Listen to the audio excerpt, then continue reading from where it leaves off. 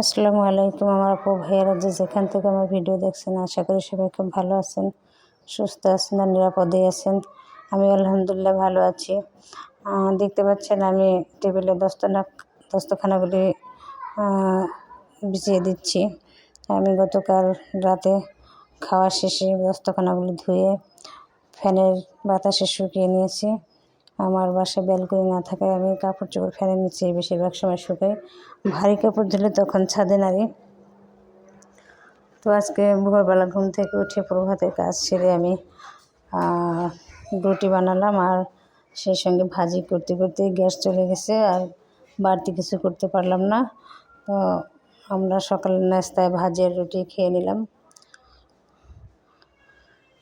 সকালের নাস্তা শেষে আমি ঘরদোর গোছানোর কাজে নেমে গেলাম। ঘর গোছানোর পর আমি রান্নার কাজে চলে যাব। আমাদের এলাকায় এখন গ্যাসের খুবই প্রবলেম। গ্যাস আস্তে আস্তে দেখা যায় 2:30-3টা বেজে যায়। তো আমি ঘর গোছানোর পর রান্নার জন্য সব গুছিয়ে রাখবো, গ্যাস আসলে রান্না করে নেব। ঘর দুয়ার গোছানো থাকলে কাজ করতে ভালো লাগে, মনটা ফুরফুরা লাগে। আর ঘর এলোমেলো থাকলে তখন কাজ করতে ভালো লাগে না, আর মেজাজটাও খিটখিটে লাগে। আর ঘর দুয়ার গোছগাছ পরিপাটি থাকলে সব কাজই করতে ভালো লাগে।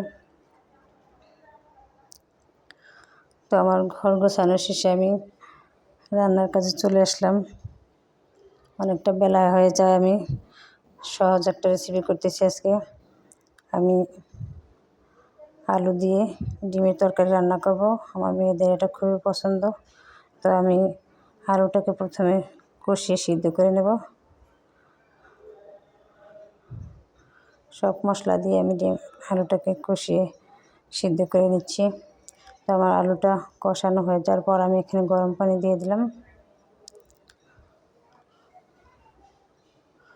আর আমি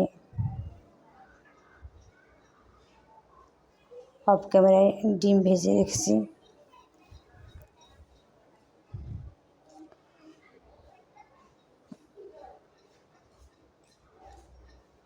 সেই ডিমগুলি আমি এখন একটা চামচের সাহায্যে কেটে নেব।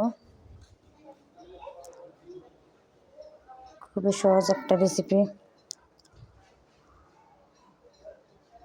ডিমের তরকারি হলে আমার মেয়েদের আর মাছ মাংস কিছুই লাগে না, ওরা খুবই পছন্দ করে ডিমের তরকারিটা।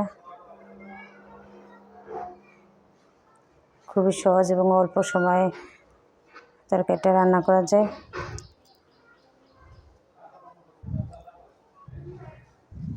আপনারা বাসায় ট্রাই করে দেখবেন। অনেক বাচ্চারা মাছ খেতে চায় না, তাদের জন্য একটা সহজ রেসিপি। তোমার তরকারি ঝোল বড় বাসায় আলুটাও সিদ্ধ হয়ে গেছে। আমি এখন এর মধ্যে ভেজে রাখা ডিমগুলো দিয়ে দেব। তো বন্ধুরা, আমার ভিডিও দেখতে দেখতে এখনও যারা লাইক করেননি, আমার ভিডিওটি লাইক করে নেবেন, সেই সঙ্গে শেয়ার করবেন, সাবস্ক্রাইব করতে ভুলবেন না।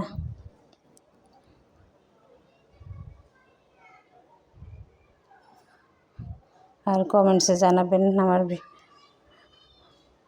ডিম দিয়ে আলুর তরকারি কেমন হলো। তো আমার তরকারি রান্না হয়ে গেছে, ডিমগুলি সুন্দর ফুলে উঠেছে, তরকারি হয়ে গেলে আমি জিরা ফাঁকি দিয়ে নামিয়ে নেব। তো আজকে এই ছিল বন্ধুরা, আবার ফিরে আসবো নতুন কোনো রেসিপি নিয়ে। সে পর্যন্ত আপনারা ভালো থাকবেন। আল্লাহ হাফিজ, আসসালামু আলাইকুম।